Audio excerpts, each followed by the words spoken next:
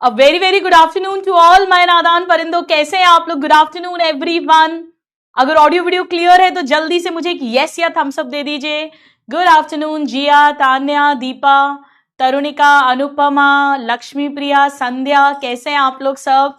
Hello, मैं बिल्कुल अच्छी हूँ, thank you so much. Yes, I am also excited to see you all here again. Hello Nikhil, Aarohi, audio video एकदम clear है? जल्दी से यस या थम्स अप दे दो, क्या बात है। चलिए आइए स्टूडेंट्स, आज हम मॉलिक्यूलर बेसिस ऑफ इनहेरिटेंस के लेक्चर नंबर 7 पर आ गए हैं। अगेन बहुत ही प्यारी और बहुत ही इंपॉर्टेंट क्लास होने वाली है। आज हम actually the process of transcription को अंडरस्टैंड करेंगे।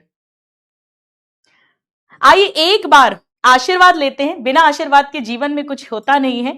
और उसके बाद एक बार हम लास्ट क्लास को क्विकली रिवाइज करेंगे, आप लोग मुझे रिवाइज करवाएंगे और फिर हम आज की क्लास को आगे बढ़ाएंगे। तो मेरे सभी नादान परिंदों के चेहरे पे एक प्यारी सी स्माइल ले आइए। स्माइल से हमारी खूबसूरती 10 टाइम्स, 100 टाइम्स, 1000 टाइम्स इंक्रीज हो जाती है। आंखों में चमक ले आइए, वाह वाह क्या बात है। दिल में ले आइए फुल पॉजिटिविटी। और स्टेथोस्कोप के नाम आशीर्वाद लेते हैं अपनी बायोलॉजी माता का, बायोलॉजी मैया का। बोलो बायोलॉजी मैया की जय हो।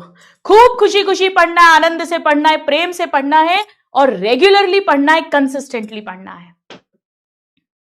चलिए एक बार हम क्विकली रिवाइज करते हैं, हमने लास्ट क्लास में क्या पढ़ा था। ज्यादा डिटेल में नहीं जाऊंगी। ऑफ कोर्स हमने जो है ट्रांसक्रिप्शन का फर्स्ट पॉइंट ये पढ़ा था कि why only one strand of DNA is copied. फिर हमने बात की थी विच स्ट्रैंड इज कॉपीड, किसकी कॉपी बनती है? कोडिंग स्ट्रैंड की। और किसके कॉम्प्लीमेंट्री बनती है? टेम्पलेट स्ट्रैंड की। ये बात की थी। फिर हमने बात की थी कि ट्रांसक्रिप्शन यूनिट के अंदर 3 बातें आएंगी, 3 एरियाज आएंगे। ये डीएनए का एरिया है, ये है स्ट्रक्चरल जीन जिसका एमआरएनए मुझे बनाना है, बट यहां पर प्रमोटर जरूरी है और इधर टर्मिनेटर जरूरी है। इस पूरे को हम कहेंगे ट्रांसक्रिप्शन यूनिट। प्रमोटर पर ही आरएनए पॉलीमरेज अटैच होके और फिर ट्रांसक्रिप्शन को स्टार्ट करेगा। हमने ये भी पढ़ा था प से प्रमोटर, प से 5, तो जहां पर भी 5 लिखा है ये वाला हो जाएगा कोडिंग स्ट्रैंड, यानी 5 to 3, और इधर आ जाएगा 3 to 5, ये हो जाएगा इस केस में टेम्पलेट स्ट्रैंड। अगर प्रमोटर और टर्मिनेटर को स्विच कर देंगे तो कोडिंग और टेम्पलेट स्ट्रैंड भी एक्सचेंज हो जाएंगे, यानी उनकी परिभाषा, उनकी डेफिनेशन चेंज हो जाएगी। फिर हमने पढ़ा था कि स्ट्रक्चरल जीन जो है वो प्रोकैरियोट्स के अंदर स्प्लिट जीन एब्सेंट होता है, यानी प्रोकैरियोट्स के अंदर ओनली एक्सॉन्स है, ओनली फंक्शनल पार्ट है। तो उनमें एक बार में ही जो आरएनए बनेगा, एमआरएनए, वो मैच्योर होगा। लेकिन यूकैरियोट्स के अंदर स्प्लिट जीन प्रेजेंट है, यानी एक्सॉन प्लस इंट्रॉन है।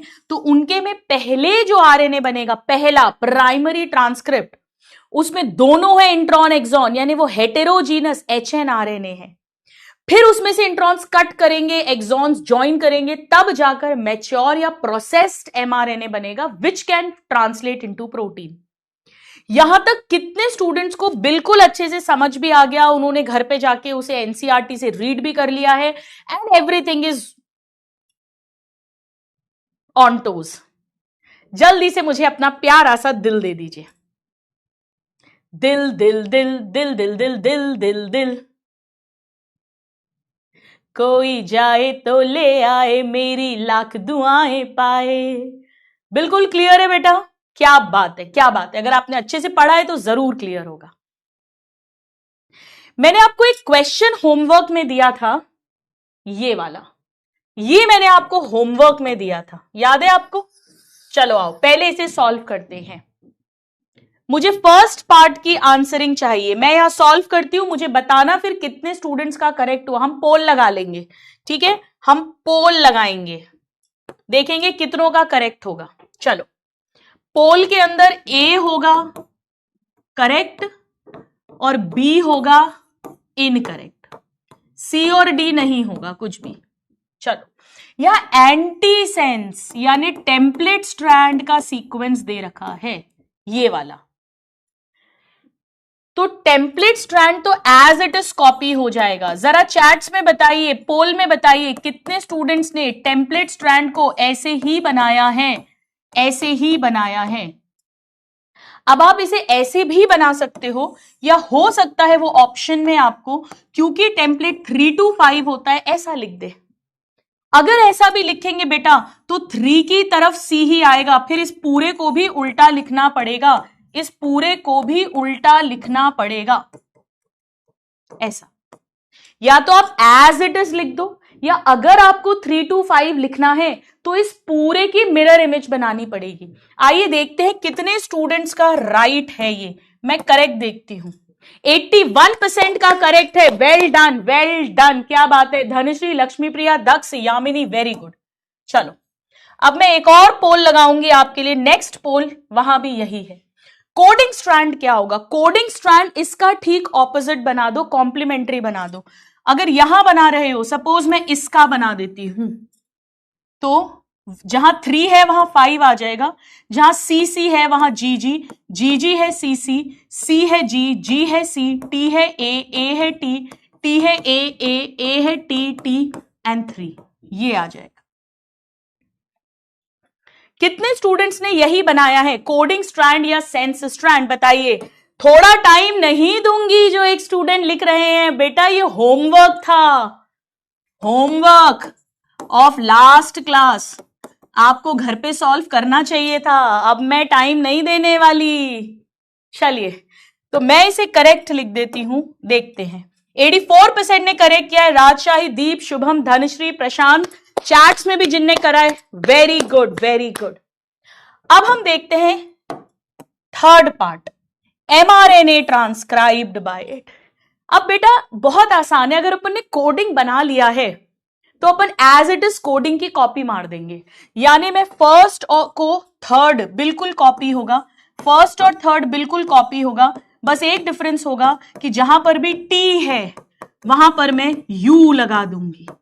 आप दोनों तरह से बना सकते थे, आप इसकी कॉम्प्लीमेंट्री भी बना सकते थे, बट इतनी अक्कल, इतना टेंशन, एक बार जब इसका कॉम्प्लीमेंट्री बना चुके हैं तो इसकी एज इट इज कॉपी मार दो, बस जहां जहां पर टी था वहां वहां पर यू लगा दो। कितने स्टूडेंट्स का करेक्ट है जरा देखते हैं। 90% ने करेक्ट करा है, Rajshahi, Daksh, Dharm, Deep, Roshan, Dhanashree, Shubham, Siddheshwar, very good, very good. मजे आ गए करके? ठीक है, जिन्होंने लास्ट क्लास अच्छे से पढ़ ली है, खुद से मेहनत की है, उन्हें जरूर समझ आ रहा होगा। टेम्पलेट 3 to 5 होता है। हो सकता है वो ऑप्शन में ये ना दें बेटा, ये नहीं देंगे तो ये दे देंगे, एक ही बात है, पर 5 पर AATT होगा, 3 पर CCGG होगा। आप चाहे ऐसा लिखो चाहे ऐसा लिखो, एक ही बात है। कायदे से तो ये होना चाहिए, मोर करेक्ट तो ये होना चाहिए, क्योंकि टेम्पलेट को 3 to 5 लिखा जाता है। पर एक बार क्वेश्चन आया था जहां पर 3 ऑप्शंस तो बिल्कुल गलत थे, एक ऑप्शन करेक्ट था टेम्पलेट के लिए, पर 3 to 5 नहीं 5 to 3 लिखा हुआ था। तो कोई बात नहीं, हो सकता है, लेकिन फिर सीक्वेंस करेक्ट होना चाहिए। चलिए आइए एक क्वेश्चन मैं आपको और देती हूं, और यहां पर मैं आपके ऑप्शंस भी दे देती हूं। ए है 100, बी है 200, सी है 1000 और डी है 2000। मैं पोल लगा रही हूं, स्टार्ट करो। नहीं नहीं नहीं नहीं नहीं, sorry sorry sorry sorry sorry sorry बेटा, इसमें नहीं नहीं, ये मैंने दूसरा लगा दिया, आई एम सॉरी। इसको छोड़ो छोड़ो छोड़ो, इसको वैसे ही कैलकुलेट करो, वैसे ही कैलकुलेट करो। बताओ कैसे कैलकुलेट करोगे, ऑप्शंस नहीं देने मुझे। करिए ट्राई एवरीवन।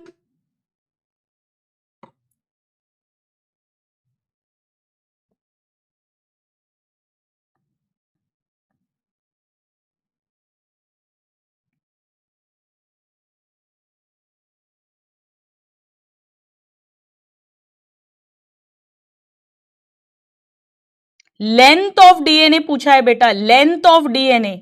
अगर 200 न्यूक्लियोसोम है, देखो करो करो करो, कोशिश करो, 1 न्यूक्लियोसोम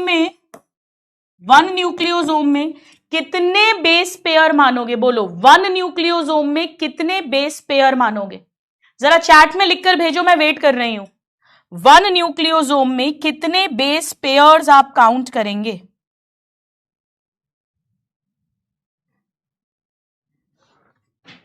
वन न्यूक्लियोसोम में, वो आंसर बताओ अभी। 200। सेलिन ने सबसे पहले लिखा है, सेलिन बहुत दिन बाद एक्टिव हुए हो। 200 बेस पेयर, तो 12 न्यूक्लियोसोम में 12 इंटू 200 यानी 2400 बेस पेयर। बेटा ये तो नंबर ऑफ बेस पेयर है, पर आपसे डीएनए की लेंथ पूछिए तो जितने स्टूडेंट्स 24 आंसर कर रहे हैं वो रॉन्ग कर रहे हैं। ये तो बेस पेयर है, इतने बेस पेयर हैं, यानी 2400 बेसेस इधर होंगी, 2400 बेसेस इधर होंगी। 2 बेस पेयर के बीच में हमें पता है कितना डिस्टेंस होता है। डिस्टेंस बिटवीन 2 बेस पेयर कितना होता है? डिस्टेंस बिटवीन 2 बेस पेयर जरा बताइए मुझे, what is the distance between 2 base pair? 2.4। हाँ, 2.4। What is the distance between 2 base pair?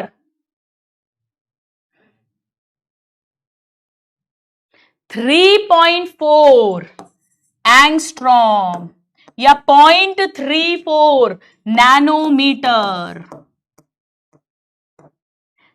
So distance between 2400 base pair is equal to 3.4 angstrom में अगर निकालना है इंटू 2400, जो भी आंसर आ जाएगा।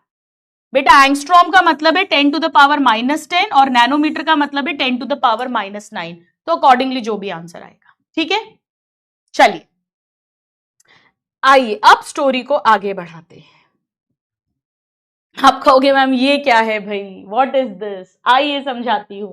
हमने लास्ट क्लास में एक बात और पढ़ी थी, अगर आपको याद हो, कि आरएनए पॉलीमरेज प्रोकैरियोट्स के अंदर एक ही तरह का होता है, उसी से एमआरएनए, आरआरएनए, टीआरएनए तीनों बनेंगे। बट यूकैरियोट्स के अंदर 3 टाइप्स के थे, 1, 2, 3। रोमथ या Rajasthan medical test, mature mRNA और इमैच्योर यानी एचएनआरएनए, दोनों टाइप 2 बनाएंगे। सारे आरआरएनए ये बनाएगा, बट 5s आरआरएनए, एसएनआरएनए और एससीआरएनए ये 3 बनाएगा। और जो बचे हुए आरएनए हैं यानी 28s rRNA, 5.8s and 18s ये 1 बनाएगा। ये कितने स्टूडेंट्स को याद है? ये कितने स्टूडेंट्स को याद है बताइए। अब बेटा ये जो आरएनए पॉलीमरेज है, चाहे प्रोकैरियोट्स में एक ही टाइप का है, चाहे यूकैरियोट्स में 3 टाइप्स का है, बट ये है कैसा? आरएनए पॉलीमरेज एंजाइम कैसा है, आइए समझते हैं, क्योंकि यही मेन हीरो है। इसको समझे बिना अपने को ट्रांसक्रिप्शन समझ नहीं आएगा। बेटा ये एक होलो एंजाइम है।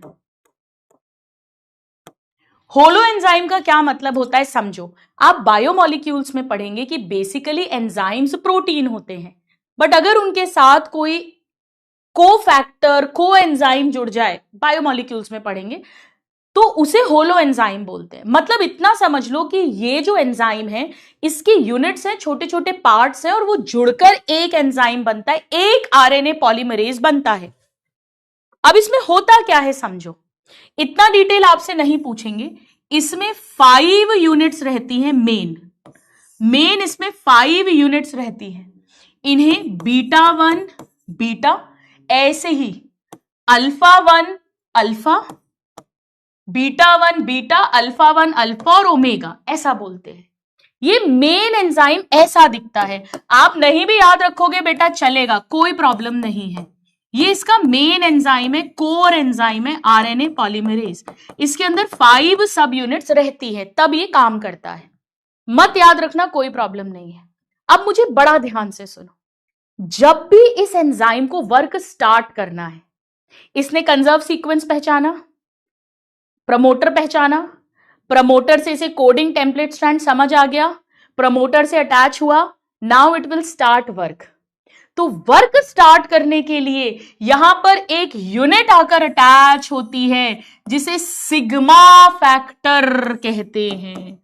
Sigma factor. जब तक इसमें सिग्मा फैक्टर नहीं जुड़ेगा तब तक ये वर्क स्टार्ट नहीं कर सकता है। यानी this is for initiation of transcription.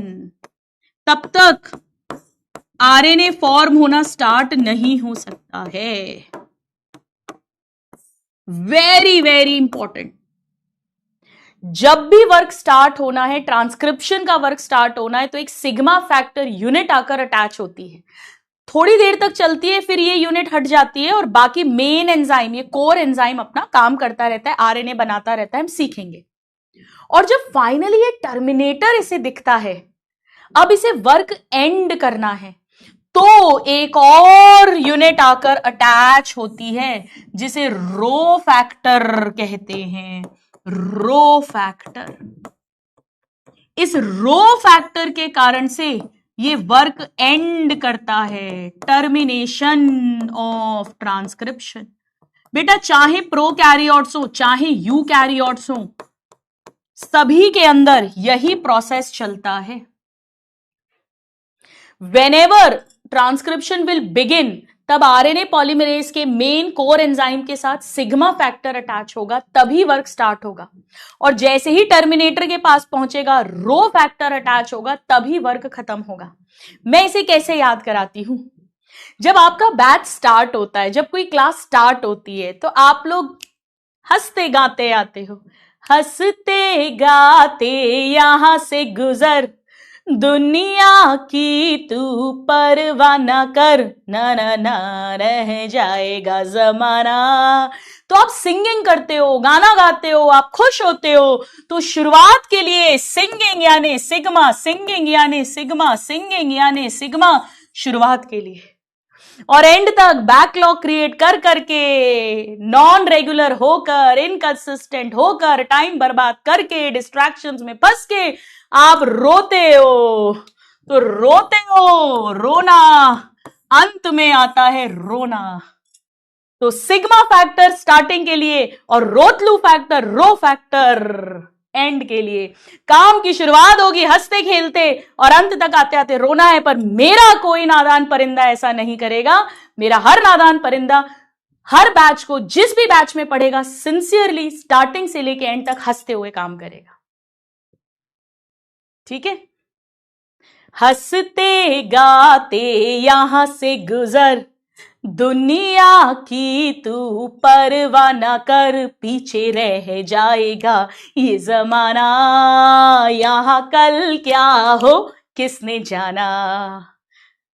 चलो, तो सिग्मा फैक्टर शुरुआत के लिए और रोतलू फैक्टर एंड के लिए। यहां तक लिख लिया तो जल्दी से डन कर दो।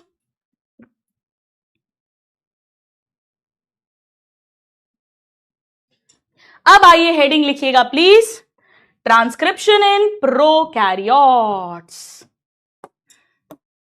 Transcription in prokaryotes. अब एक ही तरह का आरएनए पॉलीमरेज है, उसी से एमआरएनए, उसी से आरआरएनए, उसी से टीआरएनए बनेगा।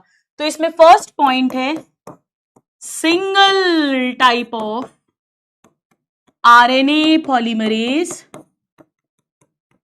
which forms mRNA, rRNA and tRNA. Single type. Eukaryotes में 3 टाइप्स का होगा, हम ऑलरेडी बेटा जानते हैं, सब कुछ यही बनाएगा। अब किसी भी प्रोसेस के अंदर 3 घटनाएं होती हैं, एक स्टार्टिंग, एक एंडिंग यानी इनिशिएशन, टर्मिनेशन, और एक बीच में जो एमआरएनए की चेन लंबी बनेगी, एलोंगेशन। तो यहां पर भी 3 स्टेप्स होंगे।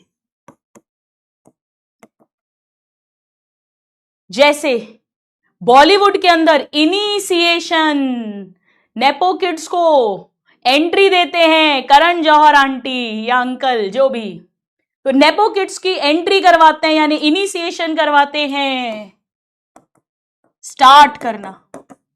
फिर वो अपना करियर बनाने की कोशिश करते हैं, इलॉन्गेशन, और फाइनली कोई ऐसा आता है जो इनके पीछे पड़ जाता है, इनको खत्म करने के पीछे पड़ जाता है, जैसा कि आप बगल के फोटो में देख रहे हैं। अब तो हालांकि मेंबर ऑफ पार्लियामेंट एमपी बन गई हैं, तो अब काफी शांत हो गई हैं, अब ज्यादा खात्मे की कोशिश करती नहीं है, थोड़ा सा शांत हो गई है। तो इनिशिएशन, इलॉन्गेशन एंड टर्मिनेशन, ये 3 स्टेप्स होंगे। Initiation, elongation, termination. यहां सिग्मा फैक्टर जुड़ेगा, यहां पे रो फैक्टर जुड़ेगा, ठीक है। चलिए,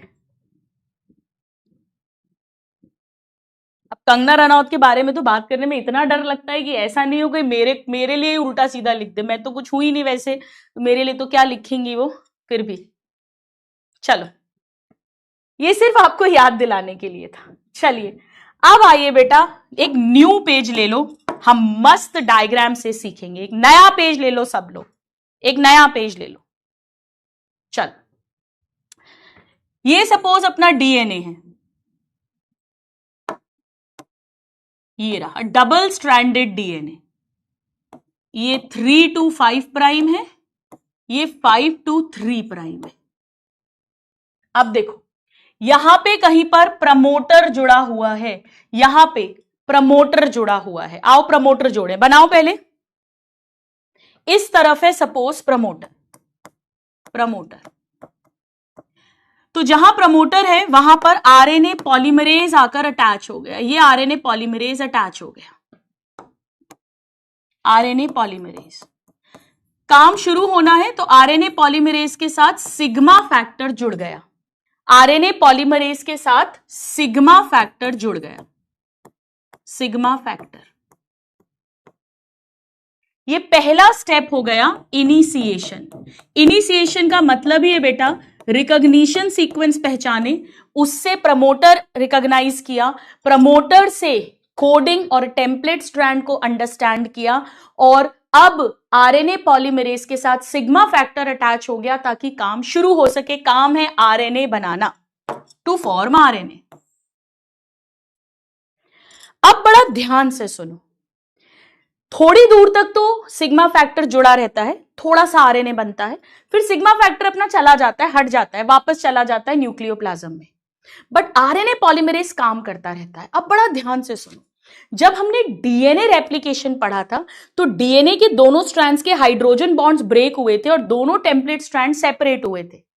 वहां कौन सा एंजाइम ने वर्क किया था, जरा चैट में लिखो, मुझे बताओ। जब डीएनए के हेलिक्स की अनवाइंडिंग की थी, ओपनिंग की थी, टोपी तो था, टोपोआइसोमेरेज, एसएसपीबी भी था, बट मेन एंजाइम कौन सा था, मैं आपका वेट कर रही हूं चैट के अंदर। इसी तरह यहां पर भी पहले हमें बोथ स्ट्रैंड्स को सेपरेट करना पड़ेगा, ओपन करना पड़ेगा हेलिक्स को, जितना भी जीन वाला पार्ट है उतने पार्ट को, यानी उसके हाइड्रोजन बॉन्ड्स ब्रेक करने पड़ेंगे। डीएनए रेप्लिकेशन में यह काम हेलिकेज ने किया था, और फिर डीएनए पॉलीमरेज ने डीएनए बनाया था, न्यू डीएनए। बेटा बड़ा ध्यान से सुनना, यहां पर एक ही हीरो है पिक्चर में, आरएनए पॉलीमरेज, यहां कोई और एंजाइम है ही नहीं। यही हाइड्रोजन बॉन्ड्स ब्रेक करेगा, यही हेलिक्स को ओपन करेगा, यही न्यू आरएनए बनाएगा, यानी पॉलीमरेज वाला काम भी यही करेगा, हेलिकेज वाला काम भी यही करेगा। ये इकलौता हीरो है इस पिक्चर का। यानी अब सिचुएशन क्या बनेगी, ऐसी बनेगी। ये इसने ओपन किया हेलिक्स, ये ओपन किया, सपोज ये ओपन किया, ये 5 to 3 वाला येलो, यानी ये है 5 to 3, और इधर व्हाइट वाले को मैंने 3 to 5 बनाया था, यानी इधर है 3 to 5। देखो जहां प्रमोटर है वहां पे 5, देखो 5 येलो के इधर लिखा है, यानी ये येलो वाला कोडिंग स्ट्रैंड है, तो व्हाइट वाला 3 to 5 ये टेम्पलेट स्ट्रैंड हो गया। तो ये है template strand, basically this is the template strand, template. ये ऊपर वाला है कोडिंग स्ट्रैंड, कोडिंग स्ट्रैंड। तो सबसे पहले जो स्ट्रक्चरल जीन है, आगे टर्मिनेटर आ जाएगा, उसको ओपन करेंगे, दोनों स्ट्रैंड्स को सेपरेट करेंगे, यानी सेकेंड स्टेप इलॉन्गेशन में पहला काम हेलिकेज वाला वर्क होगा, ओपनिंग ऑफ हेलिक्स होगी बाय आरएनए पॉलीमरेज। सारा काम आरएनए पॉलीमरेज करेगा, एक ही हीरो है। सो RNA polymerase opens helix. Helix किसका है? डीएनए का हेलिक्स है ऑफ कोर्स। स्टूडेंट्स, इस पर प्रीवियस ईयर क्वेश्चन आया था, बड़ा ध्यान से सुनो। ट्रांसक्रिप्शन में पूछेंगे अगर कौन ओपन करता है तो आरएनए पॉलीमरेज, रेप्लिकेशन में पूछेंगे तो हेलिकेज। ट्रांसक्रिप्शन में पूछा था प्रीवियस ईयर क्वेश्चन में, अभी 1-2 साल पहले का क्वेश्चन है। हेलिकेज भी ऑप्शन था, आरएनए पॉलीमरेज भी ऑप्शन था। ज्यादातर स्टूडेंट्स हेलिकेज लगाकर आए थे, हेलिक्स ओपन मतलब हेलिकेज, पर वो रेप्लिकेशन में था, ट्रांसक्रिप्शन में नहीं, बार बार कह रही हूं। अब ये क्या करेगा? अब ये रीड करता जाएगा, अभी बनाना मत। सपोज करो यहां पर ए है, तो आरएनए पॉलीमरेज टी तो होता नहीं है, तो यू वाली एक्टिवेटेड न्यूक्लियोटाइड, याद है न्यूक्लियोसाइड ट्राइफॉस्फेट फंडा सिखाया था, उसे पिकअप करेगा मीडियम में से। फिर मान लो नेक्स्ट सी है, तो उसके ऑपोजिट जी आना चाहिए, तो ग्वानोसिन ट्राइफॉस्फेट उसे पिक करेगा और दोनों के बीच में फॉस्फोडाई ईस्टर बॉन्ड बनाएगा। वो बॉन्ड कैसे बनेगा? ये जो ट्राइफॉस्फेट्स है, इनके 2 टर्मिनल वाले फॉस्फेट्स, बॉन्ड ब्रेक होगा, हाई एनर्जी बॉन्ड है, उस एनर्जी से ये जोड़ेंगे। एग्जैक्टली सेम है जो रेप्लिकेशन में पढ़ा था। यानी आरएनए पॉलीमरेज जो है बेटा, इसने हेलिक्स को भी ओपन करा है और अब ये न्यू आरएनए भी बनाएगा। RNA polymerase forms new RNA, mRNA, tRNA, rRNA, जो भी बनना है, by forming 3,5 phosphodiester bonds, phosphodiester bonds between nucleoside triphosphates. कितने स्टूडेंट्स को ये समझ आ गया जरा मुझे बताओ। इसकी डिटेल्स मैंने आपको रेप्लिकेशन में समझाई थी। और किसके कॉम्प्लीमेंट्री बनाएगा? Complementary to template strand. Template strand को रीड करेगा, उसके कॉम्प्लीमेंट्री वाली न्यूक्लियोसाइड ट्राइफॉस्फेट उठाकर लाएगा और ऐसे करके 2-2 के बीच में फॉस्फोडाई ईस्टर बॉन्ड बनाएगा। Complementary to template strand forms new RNA, phosphodiester bond बनाएगा बिटवीन न्यूक्लियोसाइड ट्राइफॉस्फेट्स। तो सपोज करो पहले इतना आरएनए बनता जा रहा है, बनता जा रहा है, बनता जा रहा है, बनता जा रहा है, बनता जा रहा है। मान लो आरएनए पॉलीमरेज यहां पहुंच गया है बेटा। एक बार में अब क्या होगा? ये ऐसे नहीं रहता, क्योंकि अपने को कोई हाइड्रोजन बॉन्ड चाहिए तो फिर जुड़ जाएंगे, ये तो फिर जुड़ जाएंगे। तो ये क्या करता है? ये ऐसे लटका के रखता है। मतलब जैसे अगर ये आरएनए पॉलीमरेज है मान लो, तो छोटा सा आरएनए तो इससे जुड़ा है और बाकी ऐसे बाहर निकलता रहता है, ताकि इसका और इसके बीच में कहीं बॉन्ड ना बन जाए। ये बन रहा है न्यू आरएनए। जरा चैट में लिख के बताओ कि न्यू आरएनए की पोलैरिटी क्या होगी?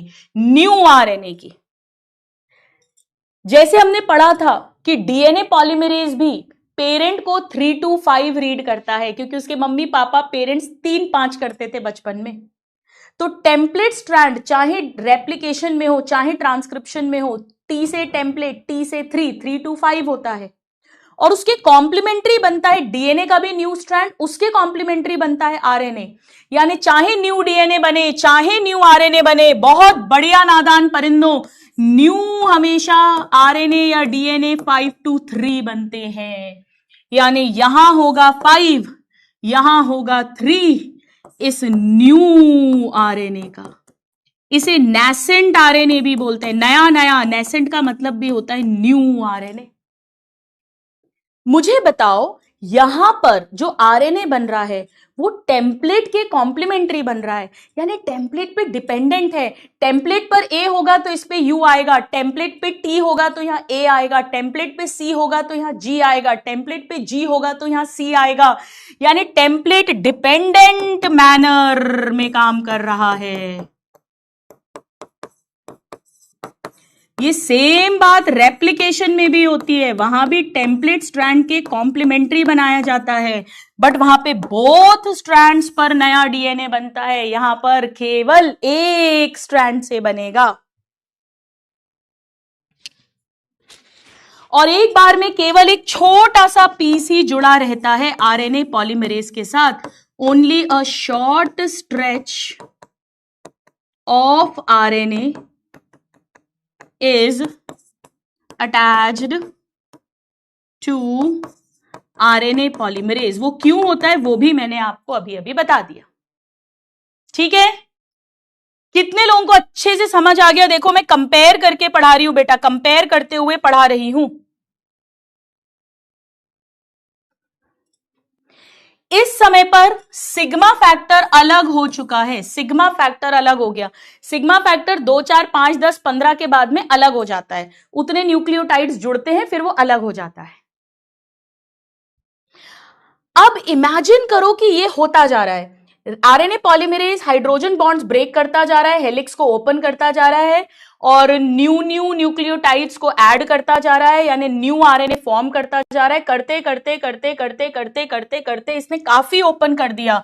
सपोज करो इसने ऐसा कर दिया है, इतना ओपन कर दिया, सपोज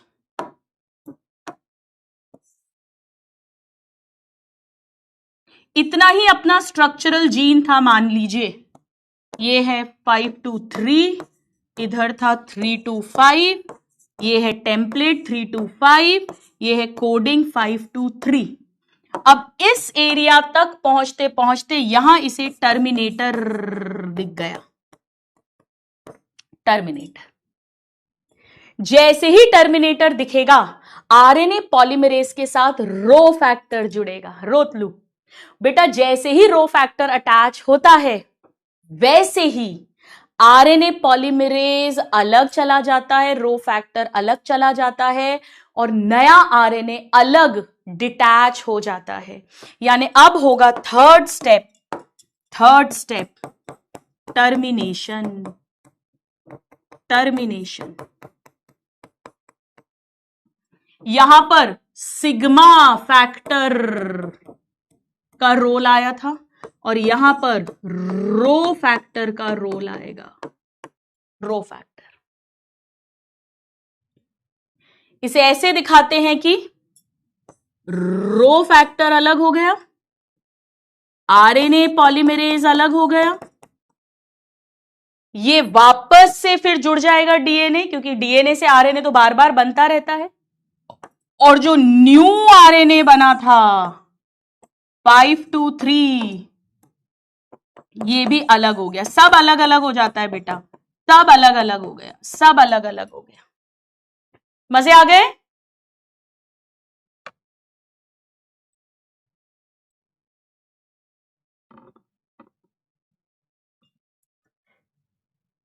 यहां तक हो जाए तो डन लिखना मुझे,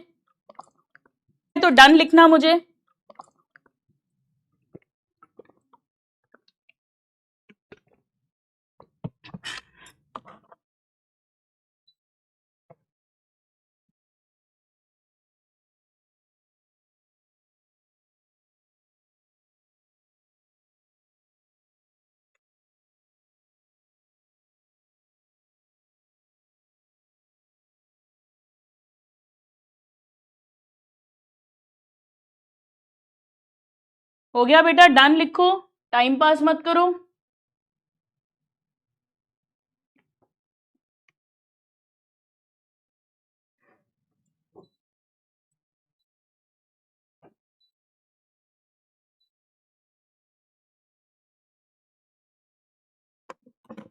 ठीक है, अब मुझे ये बताओ कि क्या प्रोकैरियोट्स के अंदर इंट्रॉन्स को कट करना, एक्सॉन्स जोड़ना, ये सब करना पड़ेगा?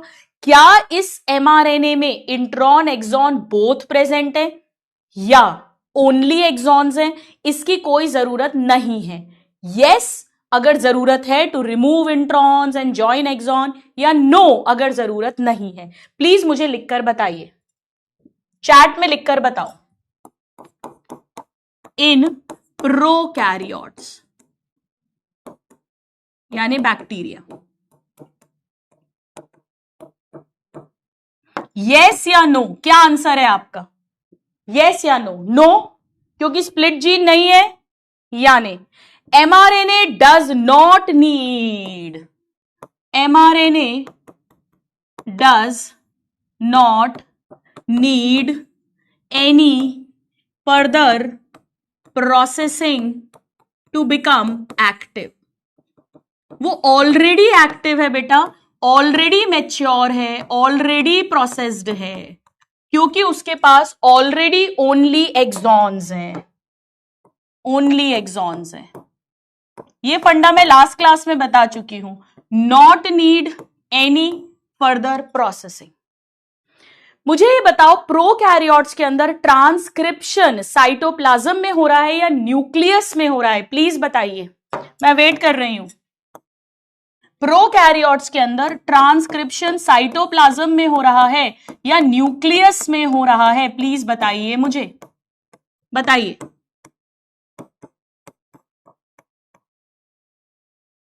साइटोप्लाज्म में बेटा, वहां तो न्यूक्लियस है ही नहीं, तो ट्रांसक्रिप्शन भी साइटोप्लाज्म में होगा और ट्रांसलेशन तो होता ही साइटोप्लाज्म में है, यानी ट्रांसक्रिप्शन और translation occurs in same compartment, same compartment, एक ही जगह पर होगा, एक ही एरिया में, same compartment which is cytoplasm, या इसे एनसीईआरटी ने साइटोसॉल लिख दिया है, एक ही बात है, कोई अलग से बात नहीं है।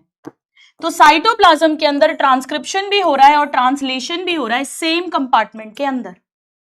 अब मुझे बड़ा ध्यान से सुनो, बड़ा ध्यान से सुनिए, इनमें होता क्या है बेटा, इनमें होता क्या है? जैसे फॉर एग्जाम्पल मान लो ये इधर है अभी आरएनए पॉलीमरेज, ये आरएनए बन रहा है, तो बेटा आरएनए भी बनता जाएगा और इसके साथ राइबोसोम अटैच होते जाएंगे और वो प्रोटीन्स भी बनाते जाएंगे, यानी आरएनए तो बन ही रहा है और प्रोटीन सिंथेसिस भी साइमल्टेनियसली उसी टाइम शुरू हो जाता है।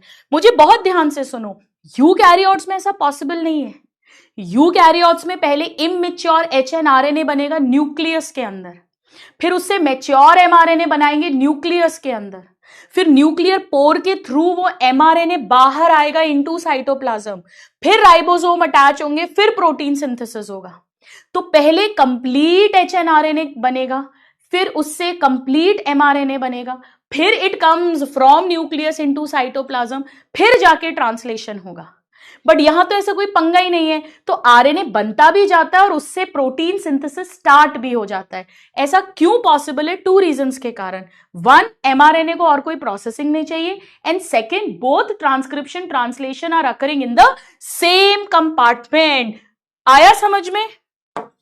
सो इन 2 रीजंस के कारण से, हेंस, यानी ये असर्शन रीजन का क्वेश्चन बन गया।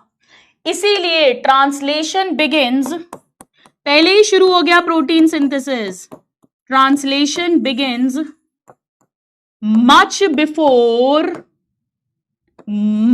Before mRNA is fully transcribed.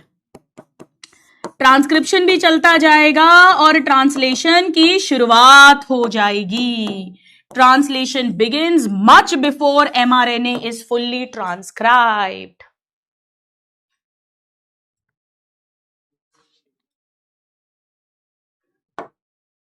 यानी हम क्या बोल सकते हैं? 10 हम क्या कह सकते हैं कि ये दोनों प्रोसेस साइमल्टेनियसली चलेंगे। ट्रांसक्रिप्शन एंड ट्रांसलेशन आर कौन चलता है साथ साथ? एक जोड़ा चलता है, एक कपल चलता है, हस्बैंड एंड वाइफ चलते हैं, साथ साथ चलते हैं। ऐसे ही ट्रांसक्रिप्शन और ट्रांसलेशन साइमल्टेनियसली होगा। इधर ट्रांसक्रिप्शन शुरू हुआ और बस ट्रांसलेशन साथ साथ में स्टार्ट हो गया। So transcription and translation are coupled together, couple की तरह।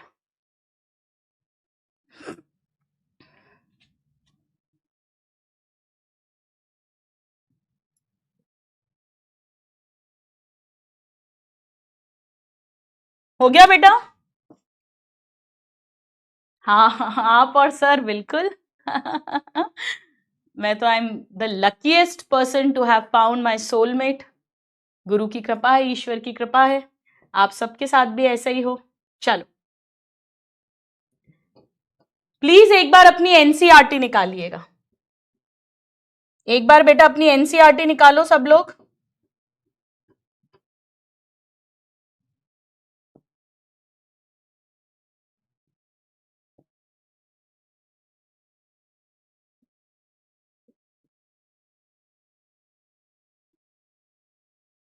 चलिए एनसीईआरटी,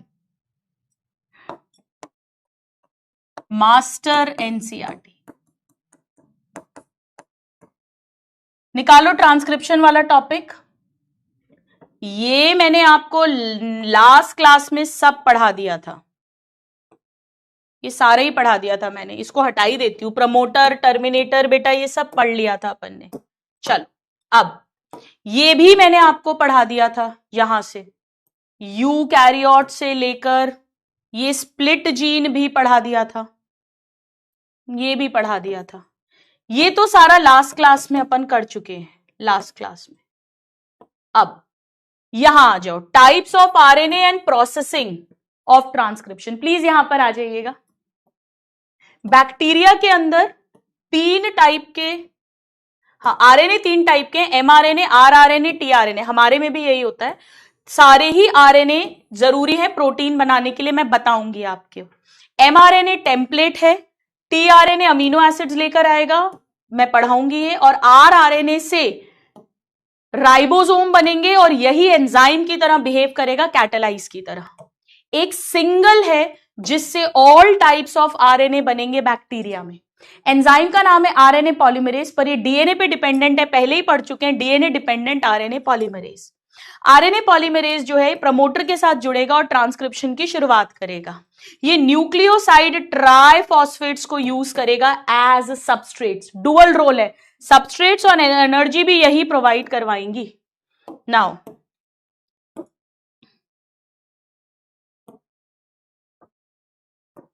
ये फिर पॉलीमराइज करेगा टेम्पलेट डिपेंडेंट मैनर में, फॉलोइंग द रूल ऑफ कॉम्प्लीमेंटैरिटी।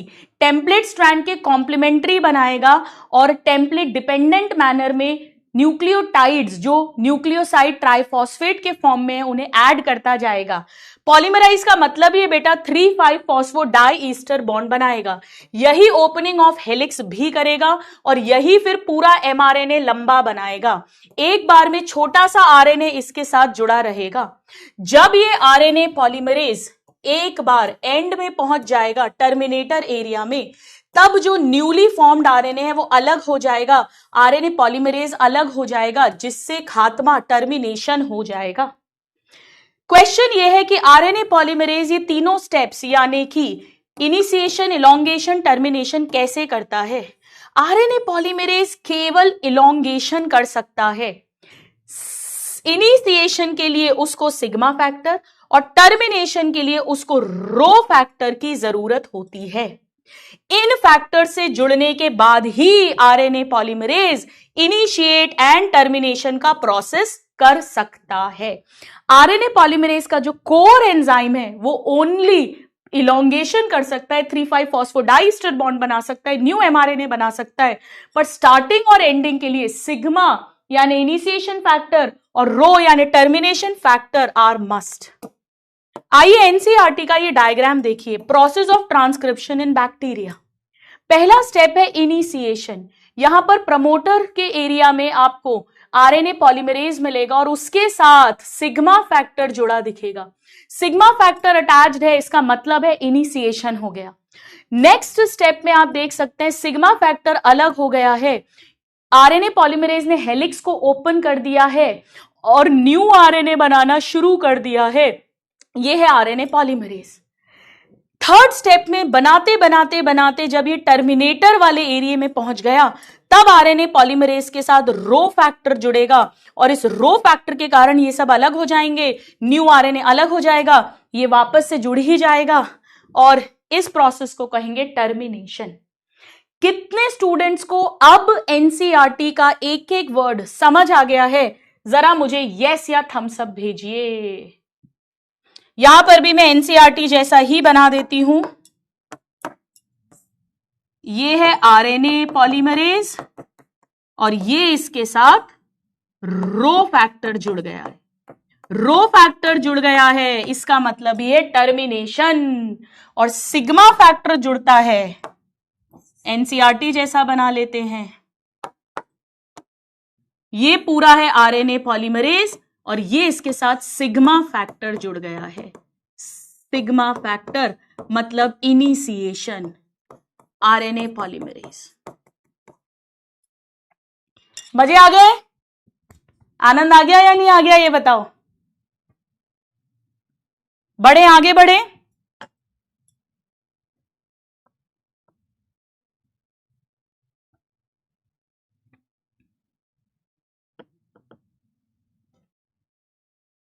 आ गया समझ में? मतलब बेटा वो शॉर्ट स्ट्रेच का मतलब है ऐसा नहीं है ये पूरा का पूरा ऐसा लगा रहेगा, वरना इनके बीच में बॉन्ड्स बन जाएंगे। तो थोड़ा सा पीस अटैच रहता है ताकि नए नए नए नए जुड़ते जाए और बाकी साइड में अलग होता जाता है। चलिए अब आइए स्टूडेंट्स, प्लीज हेडिंग लिखिएगा, ट्रांसक्रिप्शन इन यूकैरियोट्स। हेडिंग लिखो, ट्रांसक्रिप्शन इन यूकैरियोट्स।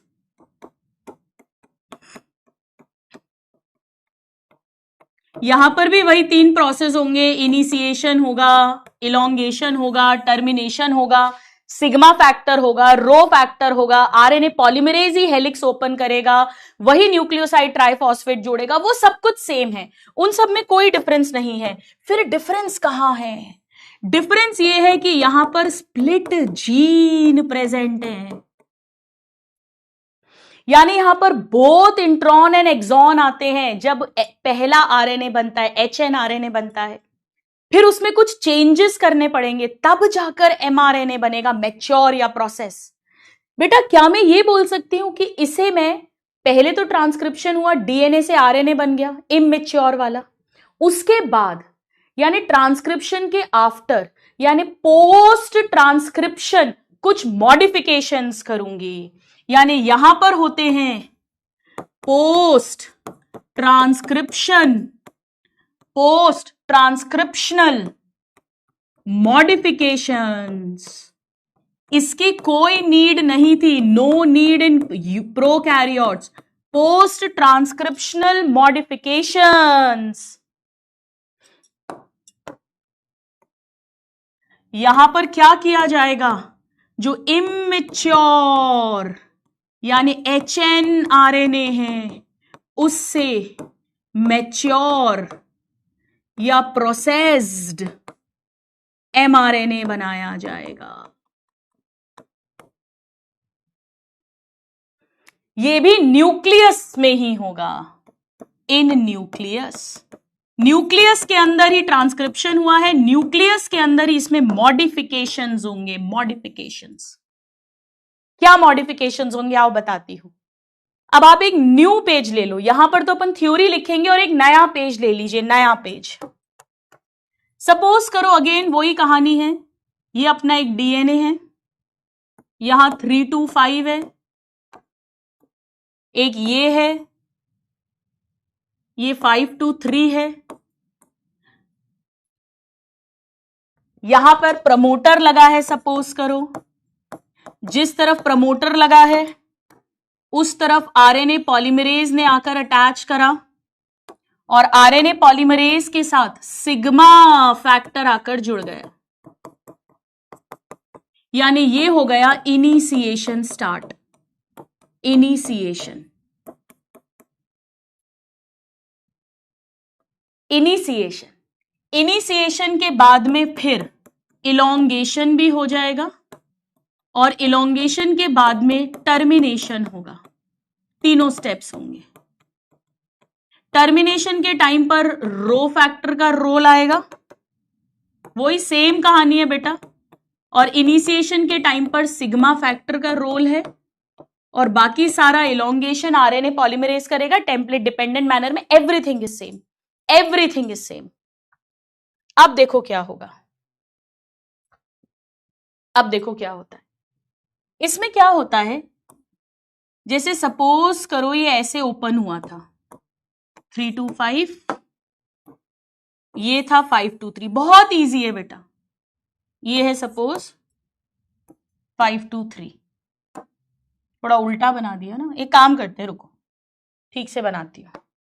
ये है सपोज अपना 3 to 5, यानी ये वाला है टेम्पलेट स्ट्रैंड, और इधर है सपोज ये 5 to 3, ये है 5 to 3 कोडिंग स्ट्रैंड, ये है coding strand.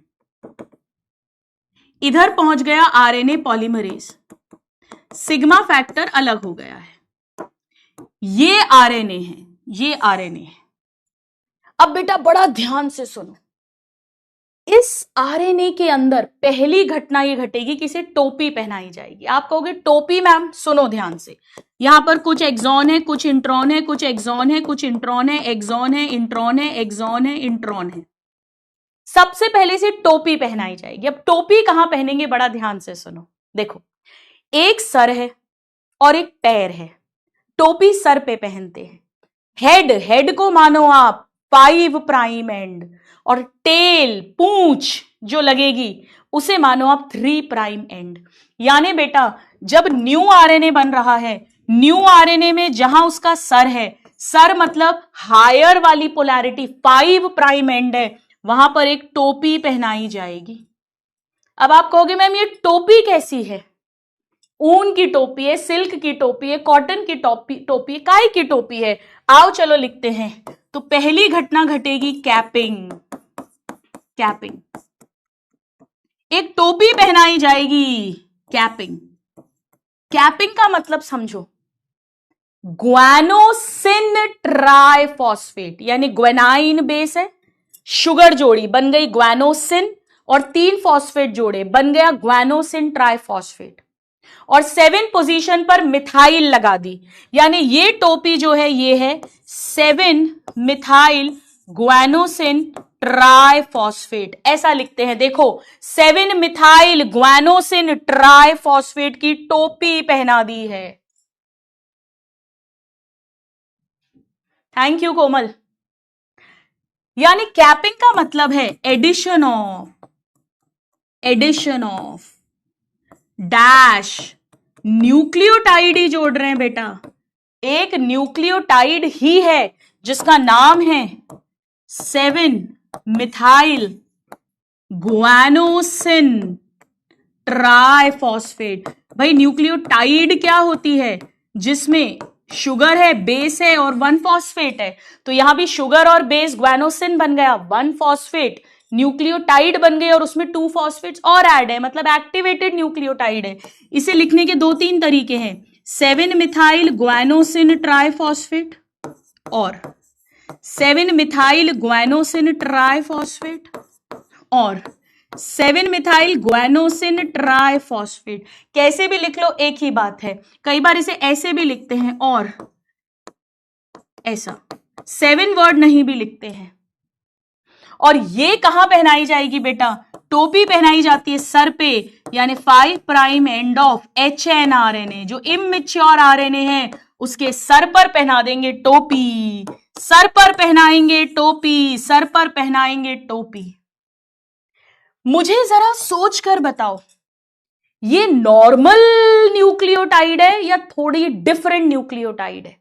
Is it a normal nucleotide या लिटिल डिफरेंट न्यूक्लियोटाइड? सोचो बेटा, नॉर्मल न्यूक्लियोटाइड होती तो ग्वानोसिन ट्राइफॉस्फेट जो जोड़ी जा रही है सारी, एडेनोसिन ट्राइफॉस्फेट, साइटिडिन ट्राइफॉस्फेट, पर 7 मिथाइल ये थोड़ी डिफरेंट है, अनयूजुअल न्यूक्लियोटाइड।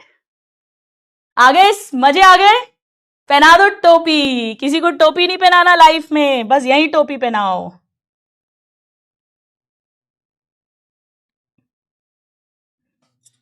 पहना दी टोपी? चलिए, तो ये हमने कैप पहना दी, 5 प्राइम पर कैप पहना दी। अब क्या होता है बेटा, इसके बाद में जब ये पूरा आरएनए बन जाता है, जैसे सपोज ये आरएनए बन गया है ना, exon intron exon intron exon intron exon intron exon, मान लो इतना बड़ा बना। यहां पर 5 प्राइम है, यहां पर 3 प्राइम है, ये न्यू यानी नेसेंट आरएनए है। 5 प्राइम पर हमने टोपी पहनाई थी, ये रही टोपी, cap. This is 7 methyl guanosine triphosphate. अब बेटा पूंछ लगाएंगे। अब पूंछ कहां लगेगी? यहां। बड़ा ध्यान से सुनना, पूंछ का मतलब एडिनिलिक एसिड। एडिनिलिक एसिड मतलब एडेनाइन बेस, शुगर जुड़ी एडिनोसिन और 1 फॉस्फेट जुड़ा, तो एडिनिलिक एसिड यानी न्यूक्लियोटाइड। लगाना शुरू करी, 1 2 3 4 5 6 7 8 9 10, 200 से 300, 200 से 300, मैं लिखूंगी तो बोर्ड ही भर जाएगा। ए ये न्यूक्लियोटाइड्स जोड़ दी बेटा, ये न्यूक्लियोटाइड जोड़ दी, सारी की सारी एडिनिलिक एसिड जोड़ दिए। ये कहां जोड़ा है? ये पूंछ पे जोड़ा है, टेलिंग। इसे बोलते हैं poly A tail. Poly A tail, बहुत सारी टेल जोड़ी है। आओ लिखते हैं, सेकंड हो गया टेलिंग। टेलिंग तो सर पे पहना दी टोपी और पीछे लगा दी पूंछ। 5 प्राइम पे टोपी और 3 प्राइम पे टेल। टेल का मतलब है एडिशन ऑफ 200 से 300, 200 टू 300 एडिनिलिक एसिड। क्या मैं उसे एडिनिलेट बोल सकती हूं बेटा? जैसे मैलिक एसिड को मैलेट बोलते हैं, ऑक्सैलिक एसिड को ऑक्सलेट बोलते हैं, एसिटिक एसिड को एसिटेट बोलते हैं, एडिनिलिक एसिड को एडिनिलेट बोल देंगे। और ये जोड़ी जाएगी at 3 prime end of HNRNA। HNRNA 200 से 300 एडिनिलेट एट 3 प्राइम एंड। बेटा बड़ा ध्यान से सुनो, अभी तक जब नॉर्मल एमआरएनए बन रहा था तो आरएनए पॉलीमरेज टेम्पलेट स्ट्रैंड को रीड करता था, उसके कॉम्प्लीमेंट्री न्यूक्लियोटाइड्स ज्वाइन करता था। यानी जो न्यू आरएनए बना वो टेम्पलेट डिपेंडेंट मैनर में बनता है। पर क्या यहां पर किसी भी एंजाइम को कोई दिमाग लगाना है? आरएनए पॉलीमरेज ही करता है ये काम, क्या उसे दिमाग लगाना है? दिमाग लगाना ही नहीं है।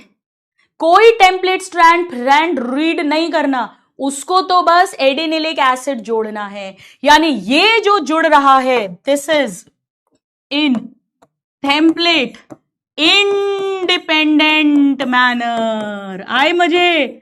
Template independent manner. Template strand कुछ भी, उससे कोई लेना देना नहीं है। कोई भी आरएनए बनेगा तो 200 से 300 एडिनिलिक एसिड बस जोड़नी है, बात खत्म। इसी को कहते हैं पॉली एडिनाइलेशन, क्योंकि हम बहुत सारी, पॉली मतलब बहुत सारी एडिनिलिक एसिड जोड़ रहे हैं, एडिनिलेट जोड़ रहे हैं, तो टेलिंग को ही कहते हैं बेटा पॉली एडिनाइलेशन। मजे आ गए?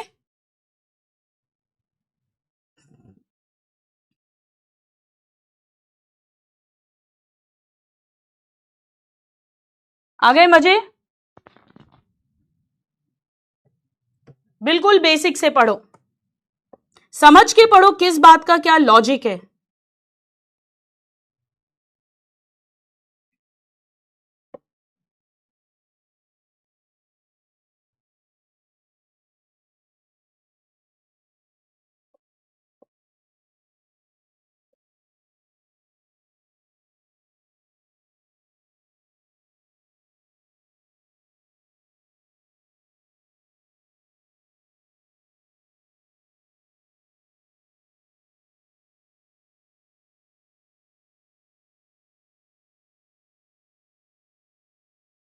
हाँ जी, हो गया।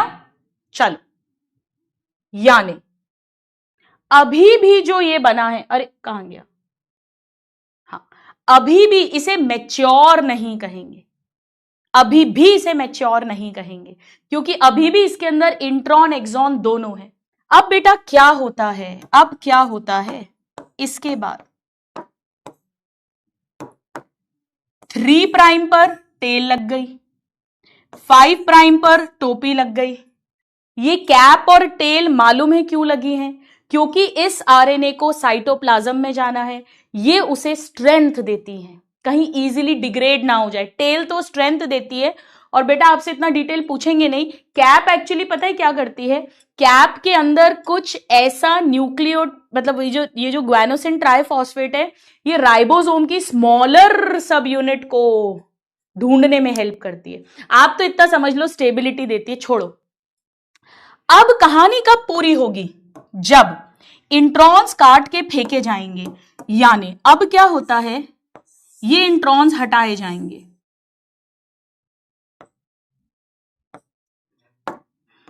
एक्सॉन्स रखे जाएंगे। ये एक्सॉन्स वाला पार्ट है, ये इंट्रॉन्स वाला पार्ट है। यहां पर अभी भी कैप है, बिल्कुल है, और यहां अभी भी पूंछ है, बिल्कुल है। ये सब तो रहेगा ही। पहले इंट्रॉन्स को कट करेंगे, और कट करने के बाद केवल कट करने से काम नहीं चलेगा बेटा, फिर एक्सॉन्स को जोड़ना पड़ेगा। अब एक्सॉन्स जुड़ेंगे, ये सिर्फ एक्सॉन्स हैं, ये इनकी पूंछ है,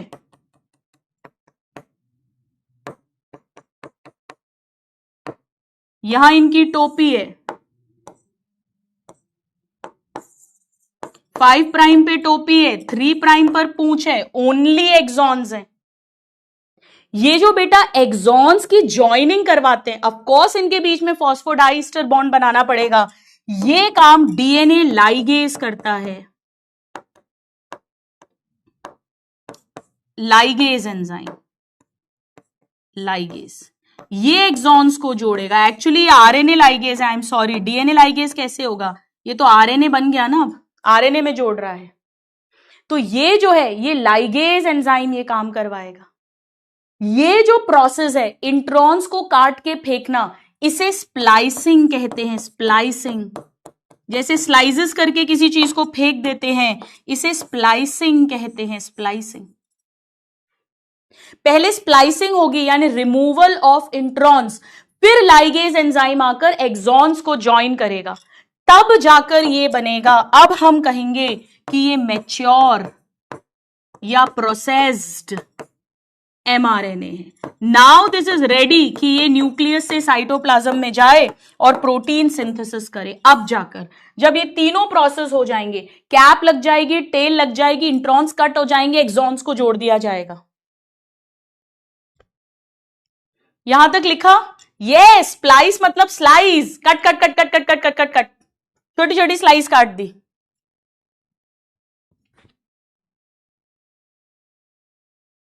तो आइए थर्ड प्रोसेस लिखते हैं। थर्ड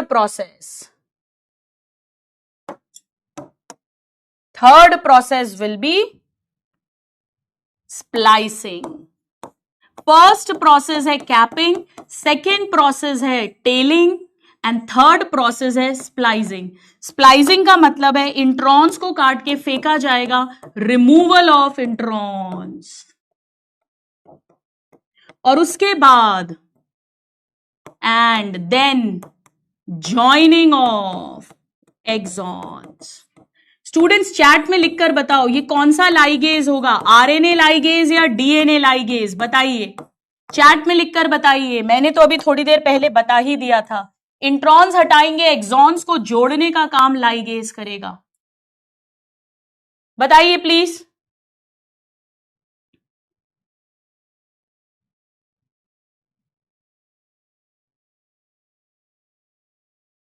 आरएनए लाइगेज, क्योंकि ये आरएनए बन गया है बेटा। आरएनए में जोड़ रहा है तो आरएनए लाइगेज हो जाएगा, जबकि रेप्लिकेशन में ओकाजाकी फ्रैगमेंट्स को जो ज्वाइन किया था तब वो डीएनए बना था, तो वो डीएनए लाइगेज था। अब स्टूडेंट्स एक चीज आपको लिखवा रही हूं, ये स्प्लाइसिंग कैसे होती है, इंट्रॉन्स को कट कौन करता है। एक्चुअली आपको याद है मैंने आपको एक आरएनए का नाम लिखवाया था, SN RNA, small nuclear RNA, जो टाइप 3 वाला आरएनए पॉलीमरेज फॉर्म करता है। बेटा ये छोटे छोटे आरएनए होते हैं न्यूक्लियस के अंदर, ज्यादा डिटेल में नहीं जाएंगे। ये कुछ प्रोटीन्स के साथ अटैच होते हैं, ज्वाइन होते हैं। आरएनए और प्रोटीन तो बहुत जगह जुड़ते हैं बेटा, राइबोसोम में भी तो आरएनए और प्रोटीन से जुड़कर राइबोसोम की यूनिट्स बनी थी, याद आ रहा है। वायरस के अंदर भी तो प्रोटीन और आरएनए होता है। क्रोमैटिन धागे के अंदर भी तो प्रोटीन है, हिस्टोन, नॉन हिस्टोन और साथ में डीएनए, आरएनए है। तो न्यूक्लिक एसिड और प्रोटीन्स तो कई जगह जुड़े हैं। एसएनआरएनए कुछ प्रोटीन के साथ जुड़ता है तब उसे स्प्लाइसोसोम कहते हैं, स्प्लाइसोसोम्स, या शॉर्ट में इसे स्नर्प्स कहते हैं, स्नर्प्स। ये इंट्रॉन्स काट के फेंकते हैं। कैसे करते हैं, क्या करते हैं, उसके लिए बीएससी एमएससी करनी है और हमें तो वो करना नहीं है, हमें तो डॉक्टर बनना है। जरा स्टेथोस्कोप को एक बार याद करो, जागो मेरे नादान परिंदों, नींद से जागो और दिल से एक बार बोलो बायोलॉजी मैया की जय हो। ज्यादा डिटेल में अपने को नहीं जाने का।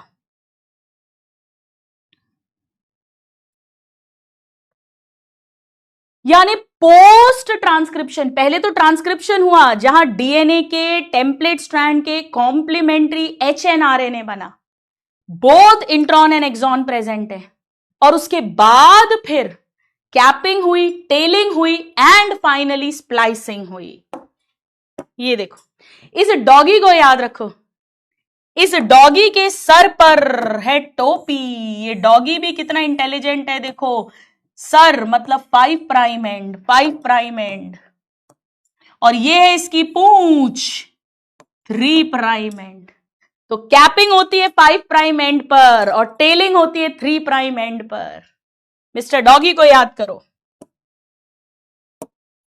कुछ इस तरह से स्प्लाइसिंग होती है। जो पहले आरएनए बनता है यानी एचएनआरएनए, एनसीईआरटी का डायग्राम नहीं है, उसमें एक्सॉन इंट्रॉन दोनों होते हैं। फिर ये स्प्लाइसोसोम्स आते हैं, कैचियां हैं समझ लो, चाकू है, और स्नर्प्स, एसएनआरएनए प्लस प्रोटीन तो एसएनआरएनपी, एसएनआरएनए प्लस प्रोटीन एसएनआरएनपी, स्प्लाइसोसोम्स, वो इन इंट्रॉन्स को काट देते हैं और फिर लाइगेज आता है, और लाइगेज जो है वो एक्सॉन्स को ज्वाइन कर देता है, मैच्योर एमआरएनए बनता है। ऑफ कोर्स यहां पर कैप और यहां पर टेल भी होगी। ऑफ कोर्स ये स्पर्म का डायग्राम नहीं बनाया मैंने, ठीक है। चलिए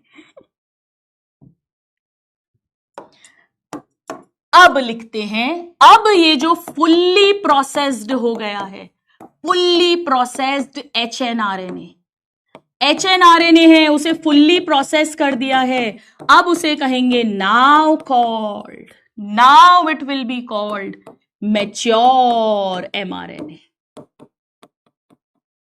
मैच्योर एमआरएनए। जब एचएनआरएनए फुल्ली प्रोसेस्ड हो गया, कैपिंग हो गई, टेलिंग हो गई, स्प्लाइसिंग हो गई, अब उसे कहेंगे मैच्योर एमआरएनए या प्रोसेस्ड एमआरएनए। ये सब कुछ न्यूक्लियस के अंदर हुआ है। अब वो न्यूक्लियर मेम्ब्रेन में याद है पोर्स हैं, न्यूक्लियर छेद, उनके थ्रू ये साइटोप्लाज्म में जाएगा, क्योंकि इसका काम वही होना है, प्रोटीन सिंथेसिस वही होना है। So now this will be transported from nucleus into cytoplasm. Cytoplasm बोलो, साइटोसॉल बोलो, एक ही बात है बेटा।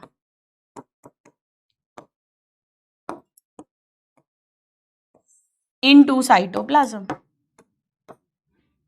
और उसके बाद ट्रांसलेशन स्टार्ट होगा। So transcription and translation are, क्या लिखूं बेटा, कपल्ड या नॉट कपल्ड, कपल्ड या नॉट कपल्ड इन यूकैरियोट्स।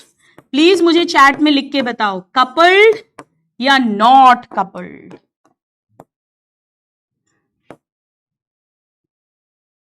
बताइए। देवेश ने सबसे पहले सही आंसर दिया है नॉट कपल्ड। एक साथ नहीं होगा, पहले ट्रांसक्रिप्शन कंप्लीट हुआ, एचएनआरएनए बना, उसमें मॉडिफिकेशन हुए, कैपिंग, टेलिंग, स्प्लाइसिंग, और फिर जाकर ट्रांसपोर्ट हुआ, साइटोप्लाज्म में पहुंचा, फिर जाके देन ट्रांसलेशन विल बिगिन। और ये क्यों हुआ? स्प्लिट जीन के कारण। So not coupled. बेटा वैसे इस ट्रिक की कोई जरूरत नहीं है, अगर आपको हेल्प करे आप कैट्स से याद रख सकते हो। कैट्स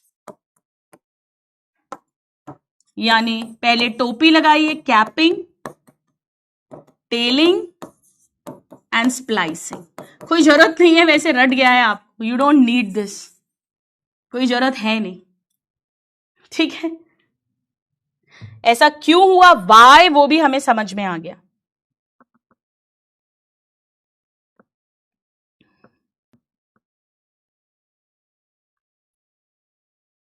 हो जाए तो मुझे एक बार डन लिख दो, मैं साइड हो जाती हूं। यस, मानसी, साक्षी, बिल्कुल सही आंसर्स हैं आप लोगों के।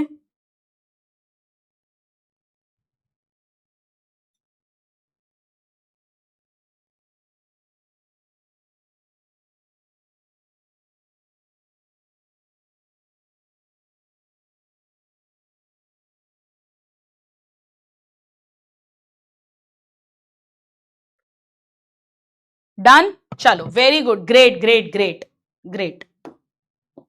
अब स्टूडेंट्स ये मैंने यहां पर लिखा है, ये आपका होमवर्क है, एक पेज छोड़ो। डिफरेंसेस है प्रोकैरियोट और यूकैरियोट के ट्रांसक्रिप्शन में। ये साइटोप्लाज्म में होगा, ये न्यूक्लियस में होगा। यहां 1 टाइप का आरएनए पॉलीमरेज है या 3 टाइप के हैं। यहां पर post transcription modification, splicing, capping, telling नहीं होगी, यहां पर प्रेजेंट होगी। यहां पर ट्रांसक्रिप्शन ट्रांसलेशन साइटोप्लाज्म में है, यहां पर ट्रांसलेशन साइटोप्लाज्म में, ट्रांसक्रिप्शन न्यूक्लियस में है। यानी यहां पर कपल्ड टुगेदर है ट्रांसक्रिप्शन एंड ट्रांसलेशन, और यहां पर नॉट कपल्ड है, नॉट कपल्ड है।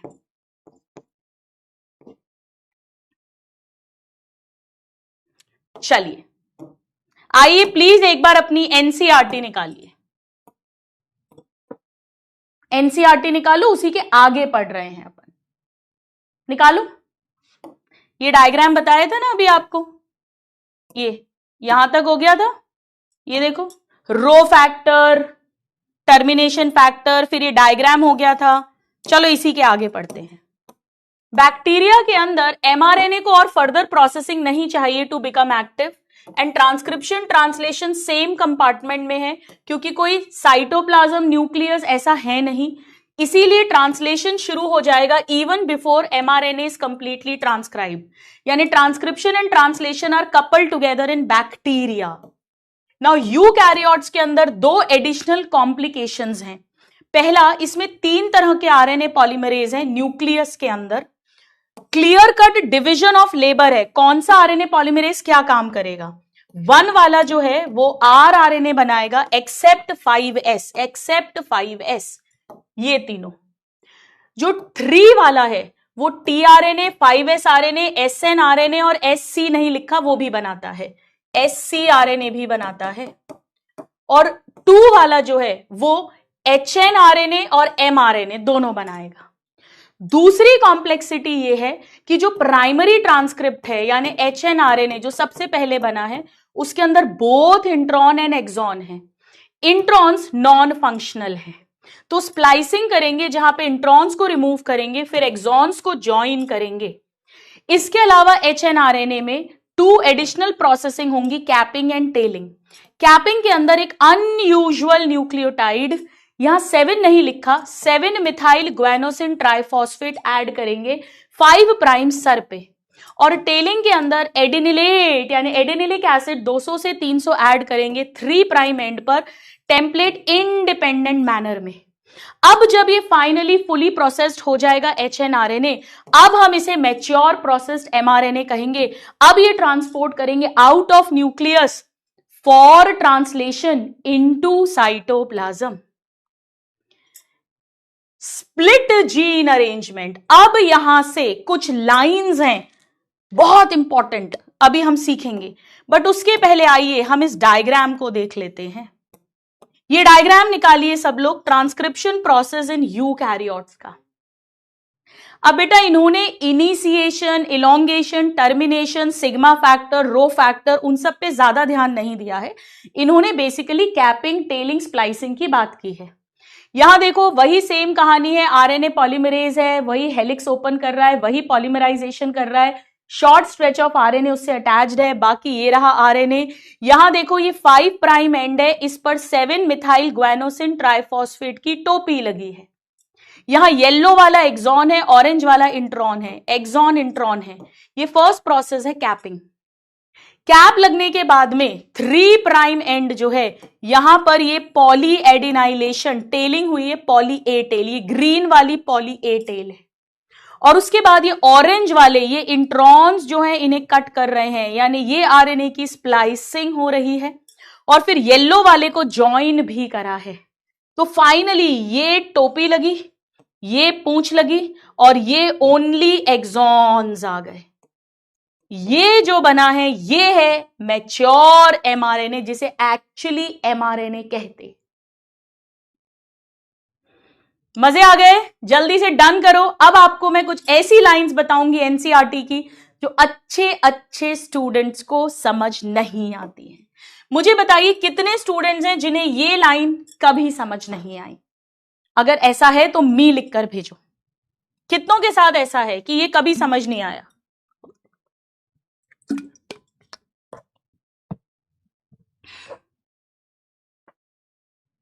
मेरे साथ तो था, मुझे कभी समझ नहीं आया था, सिलेक्शन के बाद जाके समझ में आया एक्चुअली। चलो, मुझे आपका फुल कंसंट्रेशन चाहिए। सुनो, पहली लाइन है, split gene arrangement represents ancient feature of genome. अब अपने को लगता है यार स्प्लिट जीन तो यूकैरियोट्स में है और यूकैरियोट्स तो एडवांस्ड हैं, तो ये एंशिएंट फीचर कैसे हुआ? मुझे फुल कंसंट्रेशन चाहिए। बेटा इंट्रॉन्स जो हैं उसे वेस्टिजियल ऑर्गन की तरह समझो। ये वो पार्ट है डीएनए का जो कभी एक्टिव रहा होगा। बैक्टीरिया में सब डीएनए एक्टिव था, बट जैसे जैसे एडवांसमेंट हुआ कुछ डीएनए नॉन फंक्शनल बन गया। इनफैक्ट 98% तक डीएनए नॉन फंक्शनल बन गया, इंट्रॉन्स बन गया। तो इंट्रॉन्स की प्रेजेंस हमें बताती है, जैसे वेस्टिजियल ऑर्गन हमें बताता है कि हमारे पूर्वज कौन थे। कहीं ना कहीं टेल बोन जो है, विजडम टूथ जो है, ईयर पिन्ना की मसल्स जो है हमारे में नॉन फंक्शनल है, हमारे एंसेस्टर में कभी फंक्शनल थी। ये मतलब है इस लाइन का। पहली लाइन, इसे एंशिएंट की जगह मॉडर्न, रीसेंट, एडवांस लिख देंगे, रॉन्ग हो जाएगा। यानी इंट्रॉन्स की जो प्रेजेंस है वो हमें याद दिलाती है एंटीक्विटी की। एंटीक्विटी, एंटीक्स, पुरानी पुरानी चीजें जो कभी फंक्शनल थे, उन जीन्स की, उन डीएनए के पार्ट्स की। रेमिनिसेंट मतलब रिमाइंड कराती है, याद कराती है, ये इंग्लिश का वर्ड है। एंटीक्स की यानी पूर्वज की याद दिलाती है। ये 2 लाइन समझ में आ गई, ये पहली लाइन, ये दूसरी लाइन। अब third line, process of splicing represents dominance of RNA world. Dominance of RNA world, इसका क्या मतलब है? इसको समझो, बहुत आसान है। देखो, डीएनए के अंदर बोथ इंट्रॉन एंड एक्सॉन है, बट जब मैच्योर आरएनए बनता है, फाइनली जिसको प्रोटीन बनाना है, वो कहता है मैं तभी प्रोटीन बनाऊंगा जब मेरे इंट्रॉन्स काट के फेंकोगे, मेरे पास केवल एक्सॉन्स होंगे, then only I am going to make the protein. यानी दादागिरी किसकी चलती है? आरएनए की। डीएनए बेचारा बोलता है आने दो, इंट्रॉन्स आओ, एक्सॉन्स आओ, नो प्रॉब्लम। पर गुंडा है आरएनए, बोलेगा नहीं, मुझे ओनली एक्सॉन्स चाहिए, तभी जाकर मैं प्रोटीन बनाऊंगा। तो ये स्प्लाइसिंग का जो प्रोसेस है कि इंट्रॉन्स को काट के फेंकना ही पड़ेगा, रिमूवल ऑफ इंट्रॉन्स करना ही पड़ेगा, ये आरएनए वर्ल्ड की दादागिरी है। Mature RNA accepts only exons. अगर उसमें इंट्रॉन्स कट करके नहीं हटाए, रिमूवल नहीं किया, तो वो प्रोटीन नहीं बनाएगा। क्या ये तीनों लाइन समझ में आई बेटा? ये जो तीनों लाइंस हैं ये आपकी कॉपी के अंदर जाएंगी। ये 3 लाइंस आपका होमवर्क है। अभी लिखना है अभी लिख लो, मैं 2 मिनट का टाइम दे रही हूं। जिसको अभी लिखना है अभी लिख लो। ये तीनों लाइंस कॉपी करिए, तीनों लाइंस कॉपी करो अपनी एनसीईआरटी से। कम ऑन एवरीबॉडी, मैं टाइम दे रही हूं, मैं आगे अभी पढ़ा नहीं रही हूं, मतलब पढ़ाऊंगी पर अभी नहीं पढ़ा रही हूं। जल्दी से कॉपी करो, मैं टाइम दे रही हूं। क्लास में कॉपी करो, अभी मैं होमवर्क भी हटा दूंगी। क्लास में कॉपी करो। लो मैं होमवर्क हटा रही हूं, ये लो, ऐड इन नोट्स। ये 3 लाइंस ऐड करो बेटा, बहुत इंपॉर्टेंट लाइंस हैं। एज इट इज आएंगी।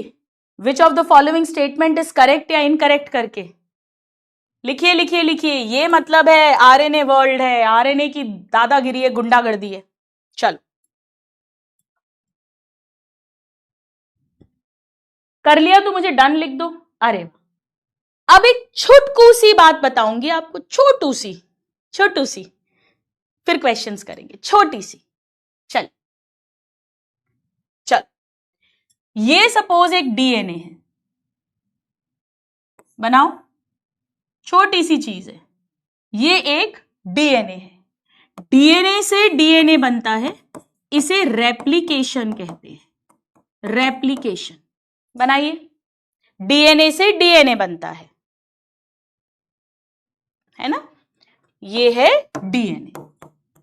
डीएनए के अंदर एडेनाइन, ग्वेनाइन, साइटोसिन और थाइमिन वाली न्यूक्लियोटाइड्स होती हैं।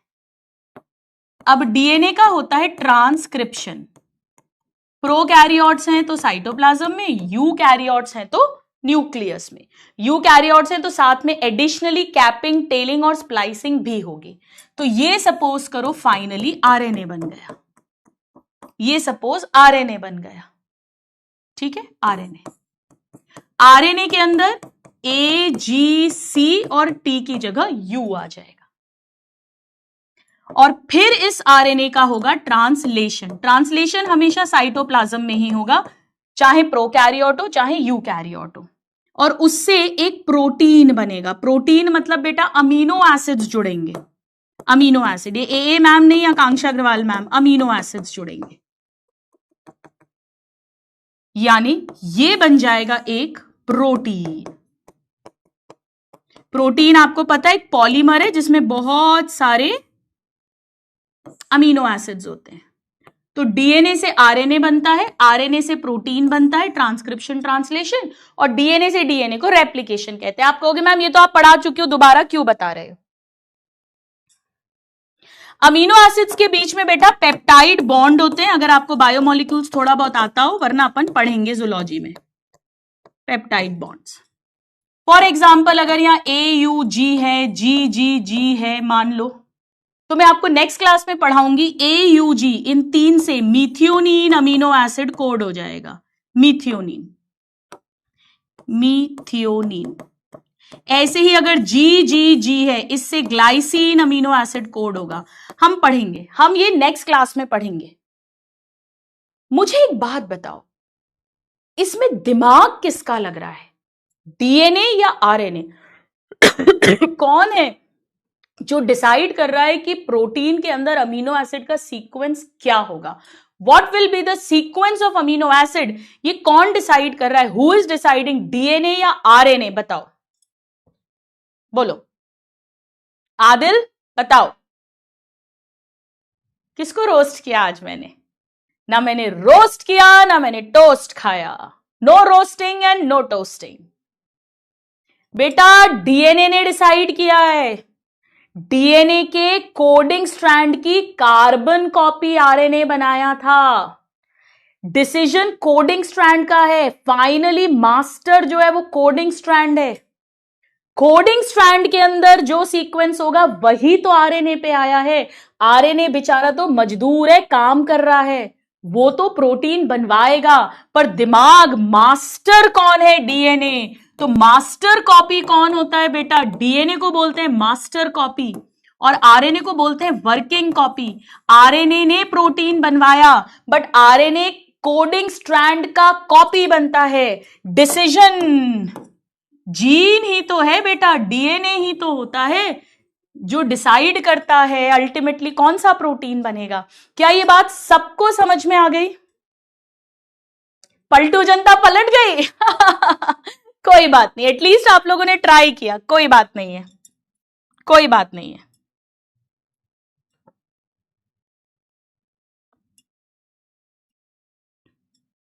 जनता पलट गई। पलट पलट पलट। टिडिंग डिंग डिंग डिंग डिंग डिंग डिंग डिंग। राज, अगर ये लड़की तुझे प्यार करती है तो ये पलट कर जरूर देखेगी। पलट पलट पलट। And the rest is history. चलिए, अब यहां पर एक बार अपनी एनसीईआरटी ओपन करो। एक बार एनसीईआरटी ओपन करो सब लोग, यहां आ जाओ। एक बार एनसीईआरटी ओपन करो। ये तो मैंने पढ़ा दिया था, एक्सॉन इंट्रॉन। चलिए,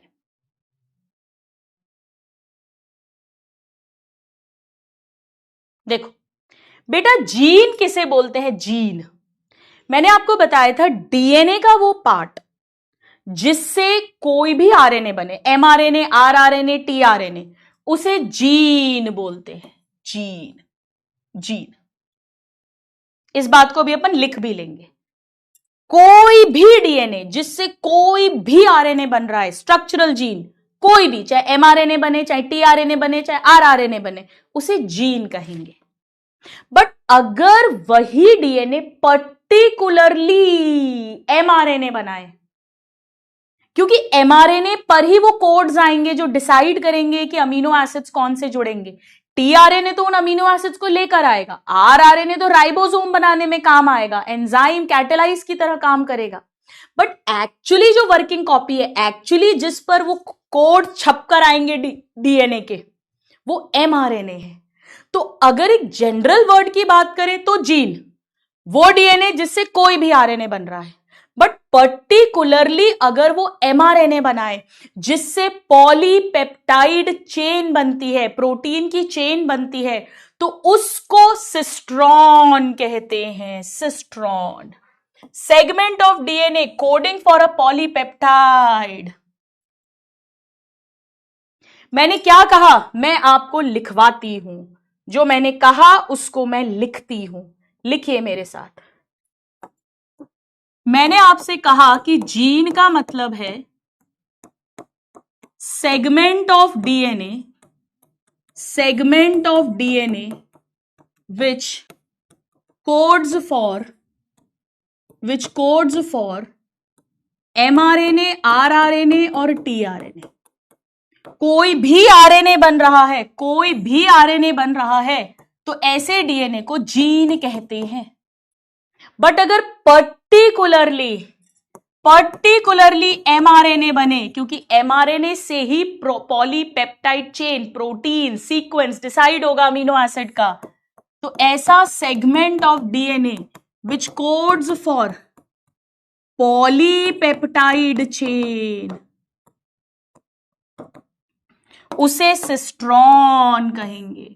मतलब बेटा आप ऐसा समझ लो बेसिकली कि जीन का और सुपर स्पेशलाइज्ड वर्ड सिस्ट्रॉन है। सिस्ट्रॉन भी जीन ही है। Cistron is a gene which is coding particularly for mRNA. अगर मान लो ये डीएनए टीआरएनए बनाता है या आरआरएनए बनाता है तो मैं इसे जीन कहूंगी, सिस्ट्रॉन नहीं कहूंगी। पर अगर ये एमआरएनए बनाता है तो मैं इसे जीन तो कह सकती हूं, बिल्कुल। बट और सुपर स्पेशलाइज, जैसे मैं गायनेक तो हूं पर और सुपर स्पेशलाइज इनफर्टिलिटी स्पेशलिस्ट हूं। आप हर गायनेक को इनफर्टिलिटी सुपर स्पेशलिस्ट नहीं बोल सकते हो, पर मुझे बोल सकते हो। ऐसे ही हर जीन को सिस्ट्रॉन नहीं बोल सकते हो। Every gene is not cistron, but every cistron is a gene. क्या ये बात बहुत अच्छे से समझ आ गई? Yes Devesh, all cistron are genes, but all genes are not cistron. Yes, you can say definitely. So all genes are not cistrons. केवल उसी जीन को सिस्ट्रॉन बोलेंगे जिससे एमआरएनए बनेगा, but all cistrons are genes. Yes, ये terminology use करी है। चल, अब बेटा जो प्रो कैरियोट्स होते हैं और यू कैरियोट्स होते हैं, पी से प्रोकैरियोट्स, पी से पॉलीसिस्ट्रॉनिक, ये होते हैं पॉलीसिस्ट्रॉनिक, और हम होते हैं मोनोसिस्ट्रॉनिक। मोनोसिस्ट्रॉनिक बहुत इजी है याद रखना। पी से प्रोकैरियोट्स, पी से पॉलीसिस्ट्रॉनिक, या मी से कैसे याद कर लो, ME, मोनोसिस्ट्रॉनिक हम होते हैं। बेटा सुनो बड़ा ध्यान से, हमारे अंदर क्या होता है, यानी प्रोटिस्टा, फंजाई, प्लांट, एनिमल, जितने भी यूकैरियोट्स हैं, वन सिस्ट्रॉन से वन टाइप का एमआरएनए बनेगा, जो भी कोडिंग स्ट्रैंड है उसकी कार्बन कॉपी, और उससे वन ही प्रोटीन बनेगा। ये फिक्स होता है। लेकिन प्रोकैरियोट्स में ऐसा नहीं होता। बेटा मैं आगे जाके पढ़ाऊंगी, अगर पहले कभी पढ़ा हो आपने, लैक ओपेरॉन पढ़ते हैं, तो वहां पर जब स्ट्रक्चरल जीन बनाते हैं, अभी बनाना मत, उसमें ZYA ऐसा लिखते हैं, यानी एक जीन से 3 एंजाइम बनते थे। याद है, beta galactosidase, permease, trans acetylase. वहां पर वन जीन या वन सिस्ट्रॉन से 3 डिफरेंट प्रोटीन्स बन रहे थे, अलग अलग अलग पार्ट से। हाँ, प्रमोटर एक ही तरफ था, टर्मिनेटर एंड में एक ही था, एक ही जीन, एक ही सिस्ट्रॉन, लेकिन उससे जो एमआरएनए बनेगा उससे मोर देन वन, इस केस में 3 प्रोटीन्स, 3 एंजाइम्स बन रहे थे। एंजाइम भी तो प्रोटीन ही होते। तो बेटा प्रोकैरियोट्स में ऐसा होता है, बट हम यूकैरियोट्स हैं, हम और ज्यादा एडवांस्ड है, तो हमारे में एकदम क्लियर रखा है। 30,000 जीन्स हैं, 30,000 सिस्ट्रॉन्स हैं, तो 30,000 तरह के प्रोटीन बनेंगे, बात खत्म। Particular gene, cistron, particular protein ही बनाएगा और कुछ नहीं बनाएगा। क्या ये बात क्लियर हुई? अमीनुल बोल रहा है कि आज क्लियर हो गई। चलो बहुत बढ़िया, I am very happy to hear this. अब आओ एक बार एनसीईआरटी पे वापस, अब आओ इसी पैराग्राफ पर। मोनोसिस्ट्रॉनिक होता है ये यूकैरियोट्स में, और पॉलीसिस्ट्रॉनिक होता है बैक्टीरिया यानी प्रोकैरियोट्स में। आइए इस बात को लिख भी देते हैं, इसका मतलब क्या है, समझा तो दी है मैंने आपको। One cistron codes for one polypeptide only, जबकि यहां पर one cistron codes for more than one polypeptide. Lag operon का मैंने आपको आइडिया भी दिया, अगर आपने पढ़ा है तो आप समझ जाएंगे, वरना कोई बात नहीं, मैं बताऊंगी बेटा। एक सिस्ट्रॉन से एक प्रोटीन बनेगा तो मोनोसिस्ट्रॉनिक, एक सिस्ट्रॉन से प्रमोटर टर्मिनेटर एक ही है, जो बीच का स्ट्रक्चरल जीन है, उससे एक ही तरह का प्रोटीन बने तो मोनोसिस्ट्रॉनिक, और उससे 2, 3, 4, 5 तरह के प्रोटीन बने तो पॉलीसिस्ट्रॉनिक। ठीक है, thank you Sartaj, God bless you, love you all to.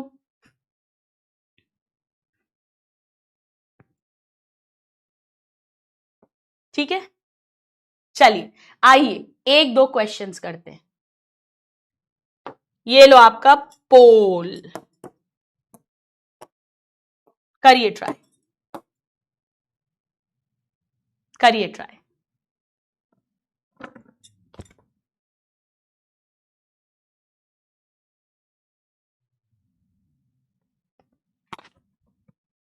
मजा आ गया आज मानसी? चलो बहुत खुशी होती है, आप लोग ऐसा लिखते हो ना कि समझ आ गया, मस्त समझ आ गया, अभी मोहम्मद ने लिखा, मेरा दिल गार्डन गार्डन हो जाता है।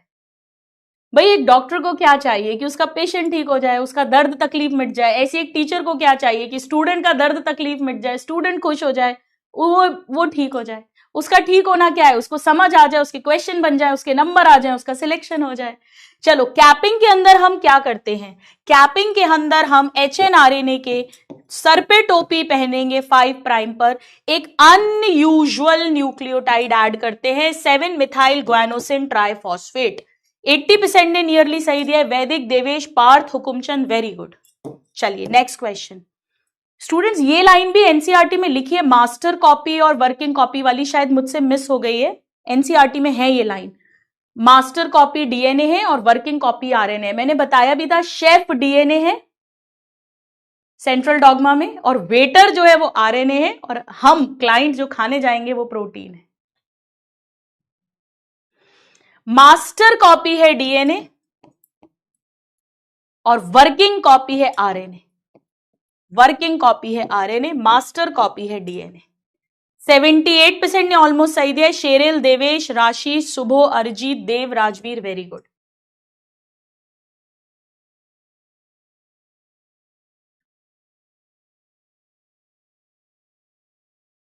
चलो तो आज मैं न्यू टॉपिक स्टार्ट नहीं कर रही हूं, टाइम तो है अभी 10 मिनट, बट मैं ये 10 मिनट आपको मेरी तरफ से गिफ्ट दे रही हूं, जिसे मैं कभी रिटर्न गिफ्ट की तरह वापस ले लूंगी, किसी दिन वसूली ले लूंगी इसकी।